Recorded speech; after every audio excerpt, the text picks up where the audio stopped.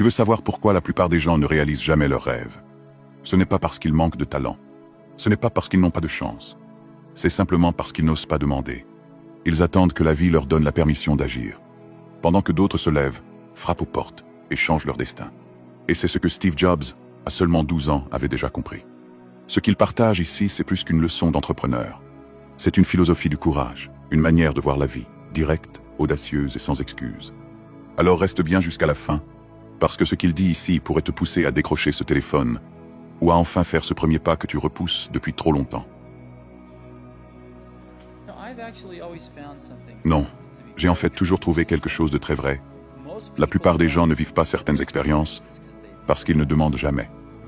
La peur du refus empêche plus de rêves que l'échec lui-même.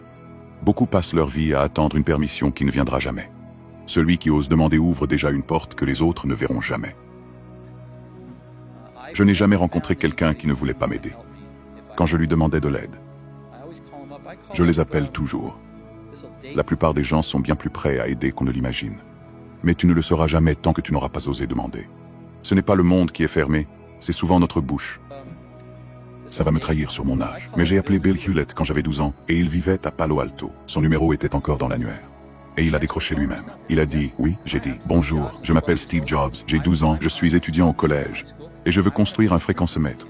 Je me demandais si vous aviez des pièces de rechange que je pourrais avoir. » Un enfant de 12 ans a décroché le téléphone et a appelé le fondateur de Hewlett-Packard. Pas parce qu'il était sûr de réussir, mais parce qu'il croyait qu'il avait quelque chose à tenter. Voilà le vrai courage, agir avant de se sentir prêt. Le courage n'attend pas les années, il naît dans la curiosité. Même la plus petite audace peut créer un tournant décisif dans ta vie. Steve Jobs n'avait que 12 ans quand il a osé appeler un géant de l'industrie. Ce geste simple a changé son destin. L'enfant qu'il était n'avait rien à perdre, mais il a gagné une direction, une mission. C'est la preuve que les grands chemins commencent souvent par un petit pas de folie, celui qu'on ose faire alors qu'on n'y est pas encore prêt. Et il a ri et il m'a donné les pièces détachées pour construire ce fréquencemètre. Et il m'a donné un emploi cet été, là chez Hewlett-Packard, sur la chaîne de montage, mettant des écrous et des boulons sur des fréquencemètres. Il m'a trouvé un travail dans l'endroit où il les fabriquait. Et j'étais au paradis. Un simple appel a ouvert la première porte de sa vie. Pas parce qu'il connaissait les bonnes personnes, mais parce qu'il a osé poser la bonne question. Les opportunités ne tombent pas du ciel. Elles naissent d'un geste simple, celui d'oser. L'audace attire toujours la providence. Et la chance, bien souvent, n'est qu'un autre nom pour le courage. Ce qu'on appelle chance est souvent le fruit d'un geste audacieux fait au bon moment. Steve Jobs n'a pas attendu que la vie lui offre une occasion, il l'a provoquée. Et cette décision a transformé sa vie. Chaque fois que tu oses, tu envoies un signal à l'univers. Je suis prêt. Et l'univers finit toujours par répondre. Et je n'ai jamais trouvé quelqu'un qui m'ait dit non, ou qui ait raccroché le téléphone quand j'appelais. Je demandais simplement. Et quand les gens me demandent à moi, j'essaie d'être aussi réactif que possible pour rendre cette dette de gratitude. Steve Jobs n'a jamais oublié d'où venait sa chance. Le succès ne consiste pas seulement à grimper plus haut, mais à redonner la main à ceux qui veulent monter après toi. L'audace attire les opportunités, mais la gratitude construit la grandeur. Être reconnaissant, c'est reconnaître que personne ne réussit seul. La grandeur n'est pas dans ce que tu prends, mais dans ce que tu redonnes. Steve Jobs n'a jamais oublié de rendre ce qu'on lui avait offert. Une main tendue, une chance, une écoute. Le succès devient vide s'il ne sert qu'à te nourrir toi-même. Mais il devient sacré quand il devient source d'inspiration et d'aide pour les autres. Rendre grâce, ce n'est pas une faiblesse, c'est la plus haute forme de force. La plupart des gens ne décrochent jamais le téléphone pour appeler. Et c'est ce qui sépare parfois les gens qui font des choses de ceux qui ne font qu'en rêver.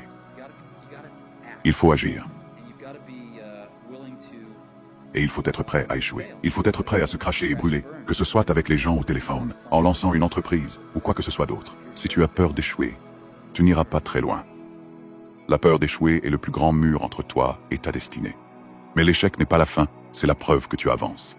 Chaque tentative, chaque non, chaque refus, te rapproche du oui qui changera ta vie. Le courage n'efface pas la peur, il la traverse. Chaque chute porte en elle la graine du succès futur. La peur d'échouer est le poison des rêves. Mais chaque échec est une école.